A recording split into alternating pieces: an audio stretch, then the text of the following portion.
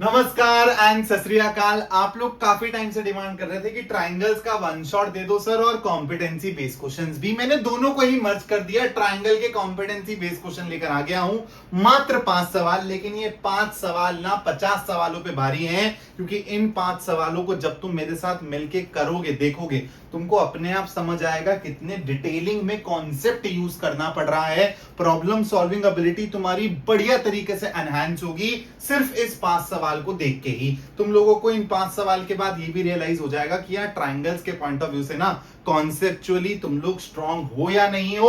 और उसके साथ साथ एक बात मैं यहां पर और कह दूं, ये आपकी कॉम्पिटेंसी चेक करेंगे, लेकिन ये सारे क्वेश्चंस बोर्ड एग्जाम में आने के लायक हैं। मैं सब चीजों का आपको रेफरेंस भी बताऊंगा कि ये क्वेश्चन कहां से उठाया है, ये क्वेश्चन कहां से उठाया है, सारी चीजें बताऊंगा। तो यहां पर पहला सवाल आप लोगों के सामने ये रहा। सबसे पहले तो मैं बता दूं, ये सवाल आपकी एनसीईआरटी एग्जाम्पलर का है, लेकिन बहुत खूबसूरत सवाल है, बहुत खूबसूरत फ्रेमिंग है। जो भी पहली बार इस सवाल को देखता है वो पक्का बोलता है यार कि सर क्या खूबसूरत सवाल बनाया है। देखो यहां पर फिगर दी हुई है आपको। ओबी क्या है? Is the perpendicular bisector of the line segment D. तो ये मेरा डीई है। ओबी क्या है? परपेंडिकुलर भी है डीई पे और उसको बाइसेक्ट भी कर रहा है। यानी कि मैं यहां पे लिख देता हूं कि ये दोनों के दोनों इक्वल है मेरे, है ना। परपेंडिकुलर बाइसेक्टर का मतलब यही होता है। उसके बाद क्या लिखा हुआ है? F A is perpendicular to OB. F A मेरा ओबी के परपेंडिकुलर है, बहुत खूबसूरत बात है। और फिर क्या लिखा हुआ है? एफ ई इंटरसेक्ट्स ओबी एट पॉइंट सी। ठीक है। Prove that 1/OA plus 1/OB equals 2/OC। देखो सबसे पहले तो प्रूफ वाले सवालों में ना तुमको अप्रोच ही ये लगानी होती है, चाहे तुम ट्रिग्नोमेट्री के सवाल करो, ट्राइंगल्स के करो, सर्कल्स के करो। सबसे पहले जो चीज प्रूफ करनी है ना वो ढूंढो फिगर में है कहां। सबसे पहले तो अगर फिगर नहीं दी हुई फिगर बनाओ। अगर फिगर दी हुई है बेटा तो आप लोगों को ये चीजें ढूंढनी है फिगर में पहले आराम से। ठीक है। तो मैं यहां पर आपके सामने ना सारी चीजें मार्क कर रहा हूं। ठीक है। ओ ए मेरा ये रहा, दिख गया होगा आपको भी बड़े प्यार से। ओ बी मेरा ये रहा और ओ सी मेरा ये रहा। तो आप बोलोगे सर ये सारे के सारे ना ये ओबी पे ही तो लैंड कर रहे हैं, हॉरिजॉन्टल लाइन पे ही लैंड कर रहे हैं। सबसे पहली ऑब्जर्वेशन मेरी ये। और अब मेरे को करना क्या है दोस्त? मेरे को इन तीनों को आपस में रिलेट करवाना है, और रिलेट करवाते ही मेरे को ये वाला रिलेशन मिलेगा, मेरा सवाल खत्म हो जाएगा, प्रूव हो जाएगा। तो चलो देखते हैं कि इनको रिलेट कैसे करा पाएंगे। और ऑब्वियस ही बात है कि जो चीज गिवन है वो भी इंपॉर्टेंट है, तो उसके पर्सपेक्टिव से भी सोचता हूं। तो मैंने सोचना कैसे चालू किया कि यार मेरे को यहां पे ना दो 90 डिग्री दिख रहे हैं, एक ये वाला 90, एक ये वाला 90। तो मैंने अपनी अप्रोच चालू यहीं से करी, क्योंकि इसमें मेरे को ओ ए भी मिल जा रहा है, और फिर जब मैं बड़ा वाला ट्राइंगल पकड़ रहा हूं तो उसमें मेरे को ओ भी मिल जा रहा है। क्या ये छोटा वाला ट्राइंगल और ये बड़ा वाला ट्राइंगल सिमिलर होंगे? मैं ये नहीं लिख रहा अब कि हाँ भाई ये दोनों ट्राइंगल की नेमिंग कर दी, सिमिलर कर दिया, हेंस आप ये लिख सकते हो। थोड़ा सा मैं टाइम बचाऊंगा आपका भी अपना भी। तो अगर ये दोनों ट्राइंगल सिमिलर है तो यहां से बच्चा कोरिया का बच्चा भी ये बता सकता है कि sir F A divided by this D B should be equal to sir O A बटा ओ बी। ओ ए और ओ बी मेरे को चाहिए। भूल कर भी राइट हैंड साइड को नहीं छेड़ूंगा, क्योंकि मेरे को पता है मेरे काम की चीज है, मेरे को मिल रही है। यहां पर एफ ए से मेरा मतलब है क्या कुछ? चलो सर अभी तो नहीं समझ आ रहा है एफ ए को, लेकिन डीबी मेरे को पता है कि बीई के बराबर है। तो एक बारी को मैं क्या करता हूं, मैं जो मेरे को छेड़ना नहीं है ना इसको मैं लेफ्ट में लेकर आ रहा हूं। Equals to F A. Manipulation देखना, ठीक है, कितनी खूबसूरत मैनिपुलेशन है। डीबी की जगह लिख दिया आपने बीई। अब थोड़ा सा ना राइट हैंड साइड पे ना यहां पर थोड़ा सा आप लोगों को फोकस करने की जरूरत है। थोड़ा सा फोकस, मैं पूरी अप्रोच डेवलप करवा रहा हूं। सिर्फ सॉल्यूशन अगर दिखाना होता ना तो अब तक ये क्वेश्चन सॉल्व होके मैं दूसरे सवाल पर होता। मेरे को तुम्हारी अप्रोच, तुम्हारी सोच डेवलप करनी है, इसलिए चैनल डिफरेंट है। इसलिए तुम बार बार ही आके यहीं पर ही बोलते हो कि सर कॉम्पिटेंसी बेस्ड क्वेश्चंस कराओ, आप अलग सवाल करवाते हो, अलग अप्रोच सिखाते हो। ये सवाल एनसीईआरटी एग्जाम्पलर का ही है, लेकिन इतनी डिटेलिंग में अप्रोच के साथ आपको कहीं पर भी ऐसा एक्सप्लेनेशन नहीं मिलने वाला। तो एफ ए, अब देखो मैं यहां पर थोड़ा सा विजुअलाइज करने के लिए जो चीजें थी वो मिटा रहा हूं, और अब मैं एफ ए और बीई पे फोकस कर रहा हूं। एफ ए दोस्तों मेरा ये रहा, बीई मेरा ये रहा। अब कोई तो पक्का होगा आप में से जिसको चमकेगा, अरे सर ये भी तो 90 है, ये भी तो 90 है, और सर ऐसा वाला केस तो हमने पढ़ा हुआ है, ये दोनों ट्राइंगल, ये छोटू वाला ट्राइंगल और ये बड़ा वाला ट्राइंगल सिमिलर है। खूबसूरती देखो फ्रेमिंग की। अब इससे होगा क्या, देखो एफ ए बाई बी किसके बराबर होगा, इन दोनों ट्राइंगल्स की मदद से बताओ, एफ ए बाई बी हो जाएगा। अब मेरे को चाहिए क्या, मैं एफ सी और सीई को इन्वॉल्व करूं, उससे मेरा कोई फायदा होने वाला नहीं सर। आप ये AC और BC को इन्वॉल्व करो। क्यों, क्योंकि ये हॉरिजॉन्टल पे हैं। बात समझ आ रही है। इसलिए जो पहली स्टेटमेंट बोली थी कि तुम्हारे को जो चाहिए वो सब हॉरिजॉन्टल पे है, यानी कि इस और इस ट्राइंगल से मैं हॉरिजॉन्टल पे जाने की कोशिश करूंगा, तो FA बाय BE आपका किसके बराबर हो जाएगा दोस्त, AC बटा CB के बराबर। ठीक है, कॉरेस्पॉन्डिंग साइड्स का रेशियो लगाया और कुछ नहीं किया। अब देखो ये मेरे को एज इट इज चाहिए, मैं नहीं छेड़ रहा। AC और CB को देखो, AC और CB को देखो और जो चाहिए वहां तक पहुंचने की कोशिश करो। AC ये रहा तुम्हारा और CB तुम्हारा ये रहा। मेरे को OA, OB और OC इनसे मतलब है। तो अगर मैं बोलूं यार AC को क्या आप ऐसे नहीं लिख सकते कि ये OC माइनस OA हो जाएगा, बोलो कोई बड़ी बात है। और CB को क्या हम ऐसे नहीं लिख सकते, CB को क्या हम ऐसे नहीं लिख सकते, OB माइनस OC। आप बोलोगे सर लाजवाब बात है, बड़ी सिंपल सी बात थी, हमको भी दिख गई है ना। चलो अब इसको और इसको फटाफट से सिंप्लीफाई करो। तो OA बाय OB है, वहां पे OC माइनस OA है और OB माइनस OC है। फटाफट से क्रॉस मल्टीप्लाई करेंगे, OA times OB minus OA times OC equals OB times OC minus OA times OB। ठीक है, देखो OA OB यहां पे प्लस में है, यहां पे माइनस में है, तो ये इधर आके 2OA टाइम्स OB हो जाएगा। OA OC है और ये OB OC है, इसको अगर राइट हैंड साइड में ले जाओगे तो OC कॉमन मिलेगा, बोलो कॉमन मिल गया, और यहां पर क्या आएगा OA प्लस OB। अब देखो तुमको पहुंचना क्या है, तुमको चाहिए 2 बाय OC, तो इस 2 के नीचे इस OC को ले जाओ और इसको यहां ले जाओ नीचे। सारी चीजें मैं एज पर प्रूफ कर रहा हूं, मैं ये खुद से दिमाग नहीं लगा रहा, मैं देख रहा हूं और फिर मेरे को जाना कहां है बस उसके हिसाब से मैं चलता चला जा रहा हूं यार। सामने मेरे को दिख रहा है कि भाई ये नॉर्थ डायरेक्शन है और मेरे को नॉर्थ में जाना है, तो मैं सीधा ही चलूंगा ना यार। यहां पर OC को आप नीचे ले आए, राइट हैंड साइड में OA प्लस OB, डिवाइड में क्या आएगा OA टाइम्स OB।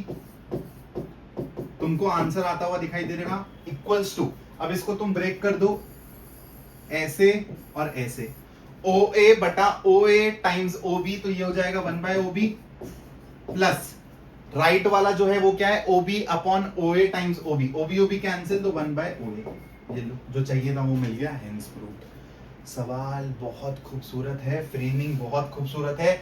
इस सवाल से आपकी कॉम्पिटेंसी कैसे बिल्ड हो रही है, आपको प्रूफ क्वेश्चंस के अराउंड समझ आ रहा है कि अप्रोच रखते कैसे हैं। उसके बाद आपको ये समझ आ रहा है कि यार कैसे ट्राइंगल्स को रिलेट किया जाता है, कैसे मैं ये पहचानूं कि कौन से 2 ट्राइंगल्स उठाने हैं, फिर उस दूसरे ट्राइंगल से तीसरे ट्राइंगल को कैसे रिलेट मारना है, वो सारी चीजें आप लोगों को ये वाला सवाल सिखा रहा है। एक बहुत ही खूबसूरत सवाल है ये, तो डायरेक्टली आपके केस बेस्ड क्वेश्चन की तरह पूछा जा सकता है क्योंकि रियल लाइफ एप्लीकेशन है ट्राइंगल्स की। क्या कह रहा है सवाल, एक लड़की है of height 90 centimeter is walking away from the base of a lamp post at a speed of 1.2 meter per second if the lamp is 3.6 meter above the ground। तो यार एक ना ऐसा लैंप है, ठीक है, और ये ग्राउंड लेवल है, ये मेरा क्या है लैंप है, लैंप की हाइट है 3.6 मीटर। एक लड़की है जो इसके बेस से ऐसे दूर जा रही है इस डायरेक्शन में, किस स्पीड से जा रही है 1.2 मीटर पर सेकंड की स्पीड से जा रही है, और लड़की की हाइट क्या है 90 सेंटीमीटर यानी कि 0.9 मीटर। लिख सकता हूं, find the length of her shadow after 4 seconds. तो कुछ सोचो यार, अगर उसकी शैडो की लेंथ बतानी है 4 सेकेंड के बाद, तो करना क्या पड़ेगा, सबसे पहले तो इमेजिन करो कि 4 सेकंड में वो कहां होगी। तो आप लोगों को समझ आएगा कि सर आफ्टर 4 सेकंड अगर वो 1.2 मीटर चल रही है एक सेकंड के अंदर, 1.2 मीटर पर सेकंड का मतलब यही होता है 1.2 metre is being covered in 1 second. So what will be the distance covered in 4 seconds by her, 1.2 times 4 that is 4.8। तो ये जो डिस्टेंस है ना, मान लो यहां पहुंच गई है वो 4 सेकंड में, तो ये है 4.8 मीटर। और इसी टाइम पे आपको इसकी शैडो चाहिए, तो शैडो कैसे पता चलेगी, देखो सवाल की खूबसूरती, सिमिलैरिटी दिखी, बोलो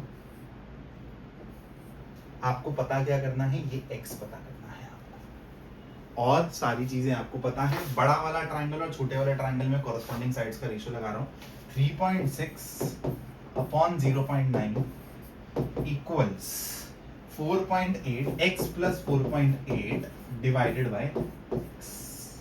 तो ये हो गया आपका कितना, 4:1 ना, हाँ 4 में जाएगा, तो ये 4x इक्वल्स x प्लस 4.8, तो यहां से आपका 3x आ गया 4.8, तो x की वैल्यू आएगी 1.6 metre. This is your answer, 1.6 metre इसकी शैडो की लेंथ होगी जब वो 4 सेकंड चल चुकी होगी। तो बहुत ही खूबसूरत सवाल, बहुत ही अच्छी एप्लीकेशन। सिमिलर टाइप का सवाल ये भी है, ये भी एक बहुत ही इंपॉर्टेंट कॉन्सेप्ट पे बेस्ड सवाल है, और ये मैं क्यों आप लोगों को करवा रहा हूँ इस पर्टिकुलर लेक्चर में, क्योंकि यहाँ से डायरेक्टली रिजल्ट पे बेस्ड ना एमसीक्यूज पूछे जा चुके हैं लास्ट 2 साल के अंदर। तो आप लोगों को ये सवाल को समझना भी है और इसका रिजल्ट भी दिमाग में बिठा लेना है। सवाल क्या कह रहा है, इन फिगर ए बी और C D, A B B Q P Q C D, ये तीनों की तीनों पैरेलल, ठीक है। ए बी आपको x यूनिट्स दिया हुआ है, सी डी आपको y यूनिट्स दिया हुआ है, पी क्यू आपको z यूनिट्स दिया हुआ है। प्रूफ करना है 1/x plus 1/y equals 1/z। तो कैसे करेंगे यार, अगेन सेम अप्रोच जो क्वेश्चन नंबर 1 में थी कि x y z को ही तो आपको रिलेट करना है ना। तो x y z को पकड़ो, मेरे को z और y दिख रहे हैं, x दिख रहे हैं। अब मेरे को ये समझ आ रहा है या तो मैं z और y को एक बार रिलेट कर सकता हूं क्योंकि ये पैरेलल है, तो मेरा यहाँ पे सिमिलैरिटी वाला कॉन्सेप्ट लग जाएगा, या तो मैं x और z को रिलेट कर सकता हूँ, बोलो हाँ या ना, या तो मैं x और y को रिलेट कर सकता हूँ साथ में, लेकिन मैं तीनों को एक साथ नहीं ले सकता। तो मैं एक काम करता हूं, मैं सबसे पहले z और y को रिलेट करता हूं, यानी कि मैं ये वाला ट्राइंगल पकड़ रहा हूं दोस्त, और ये वाला ट्राइंगल पकड़ रहा हूं। क्या ये सिमिलर है, आप बोलोगे यस सर पैरेलल लाइन दी हुई है और ये वाला एंगल दोनों में कॉमन है, तो ये सिमिलर ट्राइंगल्स हो जाएंगे। तो अगर मैं ये बोलूं कि z बटा y किसके बराबर होगा, तो छोटे वाले ट्राइंगल का आप BQ पकड़ लोगे और बड़े वाले ट्राइंगल के लिए आप BD पकड़ लोगे, ठीक है। उसके बाद सिमिलरली अब मैं तुमको बोलता हूं कि यार z को तुम कॉमन रखो ना, क्योंकि अगर तुमको x और y को आपस में रिलेट करवाना है तो तुम डायरेक्टली भी कर सकते थे, ये वाला ट्राइंगल और ये वाला ट्राइंगल पकड़ने की कोशिश करते, तुम लोग सोचते कि यार ये थोड़ा सा सिमिलर वाला यहाँ पे कॉन्सेप्ट बैठेगा या नहीं बैठेगा, है ना, सोचने की कोशिश करते। लेकिन यहाँ पर अगर तुम सोचते थोड़ा सा तो तुमको दिखता कि सर ठीक है, अगर ये पैरेलल भी हैं, अगर ये पैरेलल भी हैं तो मेरा ये वाला एंगल इसके बराबर हो जाता। मैं आपको बता रहा हूं कि ये बड़े वाला ट्राइंगल और ये बड़े वाला ट्राइंगल आप सिमिलर बोल सकते हो या नहीं बोल सकते, सबसे पहले तो ये जानना भी बहुत जरूरी है।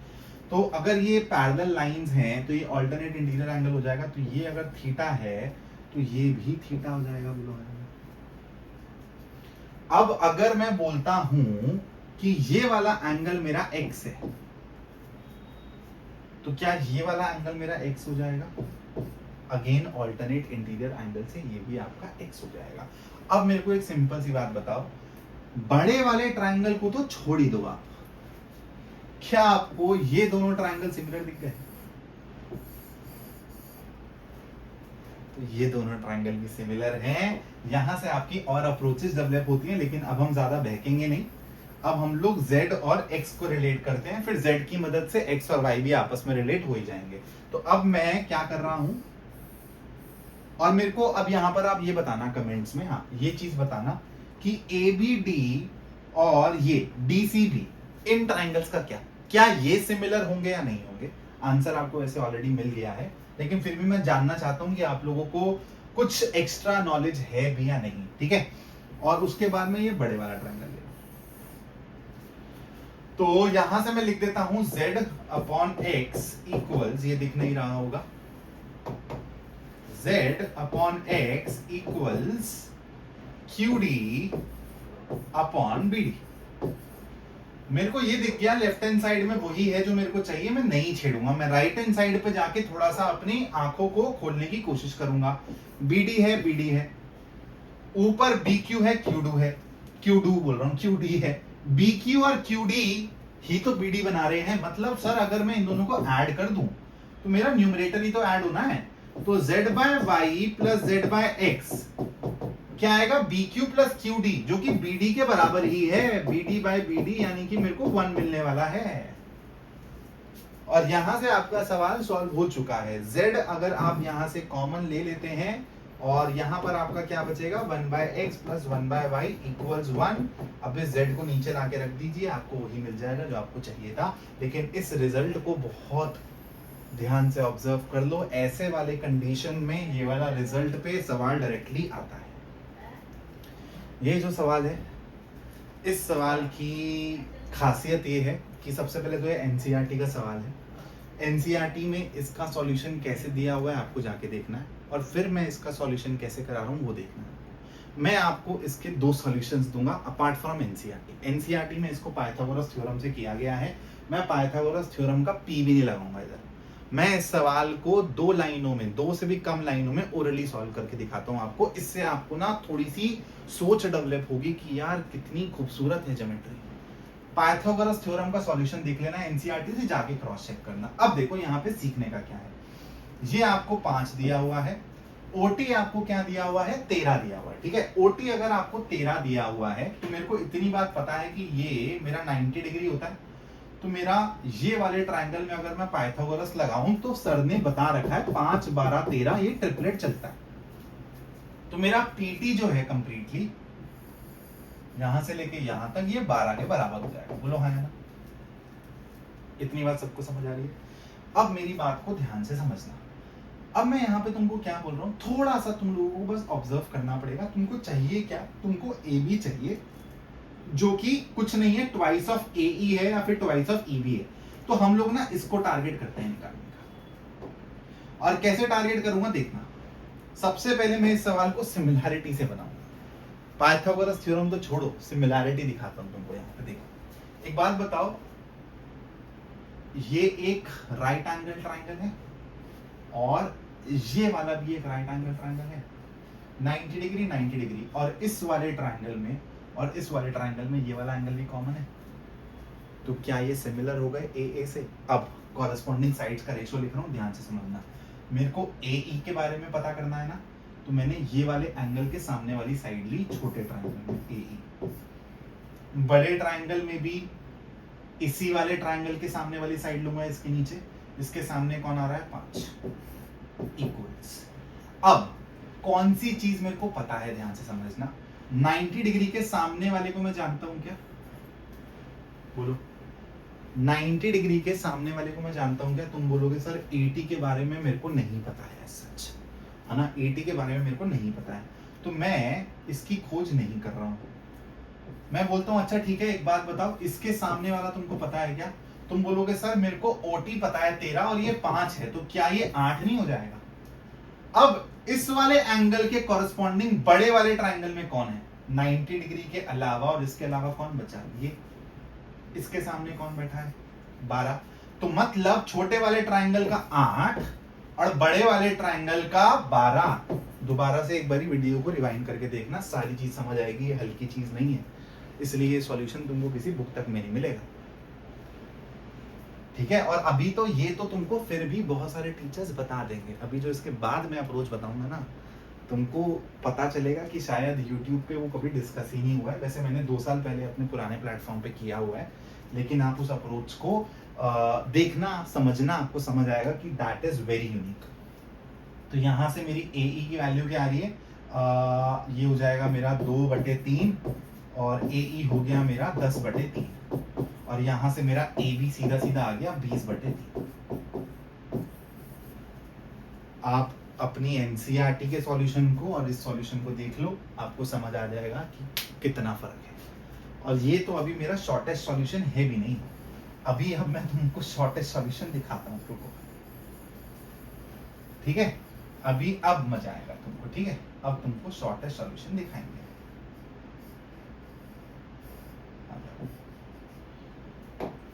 ठीक है, ट्रायंगल वही पकड़ने हैं, बस ध्यान से समझना मेरी चीज को। आपको ये ए ई दिया हुआ था, ठीक है। तो मैं बोल रहा हूँ ये छोटे वाले ट्रायंगल में अगर मैं इसको थीटा बोल दूं तो मेरे को tan थीटा बता दो क्या होगा। सिमिलैरिटी भूल जाओ, ट्रिग्नोमेट्री पे आ जाओ, तो आप बोलोगे सर ए ई बाय 8।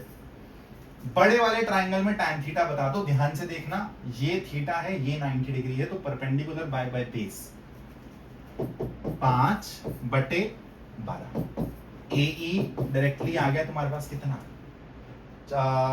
अगेन वही ना, 40/12 यानी कि 10/3। AB की वैल्यू क्या आ गई, 20/3। पिछले वाले में तो फिर भी ट्रायंगल्स पकड़ने पड़ रहे थे, यहाँ तो सीधा थीटा पकड़ा, साइन थीटा, tan थीटा निकाला, छोटे वाले ट्रायंगल से बड़े वाले ट्रायंगल से इक्वेट मारा, सवाल खत्म। इस कॉन्सेप्ट के बाद आपको लग रहा होगा कि सर ये कैसे हो गया, एक ही सवाल सर्कल से भी हो रहा है, पाइथागोरस थ्योरम, क्योंकि सर्कल्स में है ये सवाल, आपने उसको सिमिलैरिटी से किया, फिर ट्रिग्नोमेट्री से किया। ध्यान रखना, जब भी 90 डिग्री वाले ट्रायंगल्स यानी कि राइट एंगल ट्रायंगल में सिमिलैरिटी दिखे तो वहां पर अगर आप ट्रिग्नोमेट्री ढूंढ पाओ, जो कि हमेशा मिलेगी, तो आपका सवाल और जल्दी सॉल्व होता है। राइट एंगल ट्रायंगल में आप लोग ट्रिग्नोमेट्री को यूज कर देना सिमिलैरिटी के बजाय, आपका सवाल और जल्दी सॉल्व होगा, क्योंकि आप लोग ट्रायंगल्स को खोजते नहीं रहते हो, आप लोग सीधा एंगल को टारगेट करते हो, रेशो को टारगेट करते हो सीधा, तो आपका टाइम बच जाता है। ये एक और सवाल है भाई, ये आपका जो पेपर रिलीज हुआ था, एक एडिशनल पेपर, ठीक है, जिसने एकदम ऐसे तहलका मचा दिया था, उसका सवाल है। तो ये सीबीएसई का ही दिया हुआ सवाल है, खुद से नहीं बनाया है। ये सवाल भी आपके बोर्ड एग्जाम में आ सकता है। क्या कह रहा है सवाल, 1 2 3 4 5 6 ऐसे ये इक्वल है, ठीक है, सेंटीमीटर्स में है डिस्टेंस, ध्यान रखना। और आपको पीई की वैल्यू बतानी है, पीई आई थिंक पीई होगा, हाँ, ठीक है। और ये एक आर्क टाइप की है। तो अब आप इस सवाल को सॉल्व कैसे करोगे, ऑब्जेक्टिव क्वेश्चन में है, थोड़ा सा देखना, ऑब्जर्व हो जाएगा अपने आप ही आपको। यहाँ पर आप लोगों को ना थोड़ा सा ट्राइंगल्स का कॉन्सेप्ट की झलक पड़ेगी कि ये आर्क तो है, अब यहाँ पे सर्कल्स में मत फंस जाना, ये आर्क तो है, लेकिन आप लोगों को मैं अगर बोलूं ये आर्क है तो क्या ये 6 तो ये भी 6 होगा, आप बोलोगे यस सर। अब मैं बोलता हूं कि क्या आप लोगों को आपको निकालना क्या है, पीई आई थिंक यहाँ पर होगा ई। एक बार मैं सवाल को दोबारा से देख लेता हूँ कि पीई है कहाँ पे, ठीक है, रुक जाओ। पीई 3 पर है, यहाँ नहीं है पीई, सॉरी, यहाँ पर है कहीं, ये है पीई, ठीक है। और ये पूरा आपका 6 हो जाएगा, ये आपको समझ आ गया कि यहाँ से लेके यहाँ तक ये पूरा आपका 6 है, क्योंकि आर्क चल रही है, ठीक है। तो पीई की वैल्यू बतानी है। तो यहाँ पे देखो अगेन 2 राइट एंगल ट्रायंगल दिख रहे हैं, सिमिलैरिटी से अच्छा है कि ट्रिग्नोमेट्री लगा लो, ठीक है। तो आप लोग बताओ, दिस ये आपको पता है किसके बराबर है, और ये आपको जानना है। तो 3/this क्या हो जाएगा, ये हाइपोटेन्यूज हो जाएगा आपका। तो परपेंडिकुलर आप हाइपोटेन्यूज लगा रहे हो एक तरीके से, पीई इक्वल्स ये 4/6। तो यहां से आपके पास आ जाएगा पीई की वैल्यू क्या आ जाएगी, 18/4। 18/4 मतलब हो जाएगा आपका 9/2, 4.5 सेंटीमीटर आपका आंसर है। उसी कॉन्सेप्ट पे बेस्ड ये सवाल है जैसा मैंने पिछली बार करवाया था आपको, कि ट्राइंगल्स को देखो, राइट एंगल ट्राइंगल है तो सिमिलैरिटी से बेटर है कि आप ट्रिग्नोमेट्री लगा दो। ये एक आसान सा सवाल है, लेकिन मैं आप लोगों को एक टास्क में लेके जा रहा हूँ ताकि आप लोग ये सवाल बनाने की कोशिश करो। अगर बनाया हुआ है पहले तो बहुत अच्छी बात है, नहीं बनाया हुआ तो इस सवाल को जरूर बताना। और ऐसे और लेक्चर्स चाहिए, ट्रिग्नोमेट्री के भी चाहिए ऐसे कॉम्पिटेंसी वाले सवाल, तो भाई इस वीडियो के नीचे एटलीस्ट 25 कमेंट कर देना, और लाइक से ऐसे इस वीडियो को भर देना, शेयर कर देना अपने दोस्तों में, तहलका मचा दे वाली वीडियो, मजा आ जाएगा। फिर तुरंत तुमको अगले चैप्टर का भी कॉम्पिटेंसी बेस्ड क्वेश्चन का ऐसा ही लेक्चर मिल जाएगा। Thank you so much for watching this video. जय हिंद दोस्तों।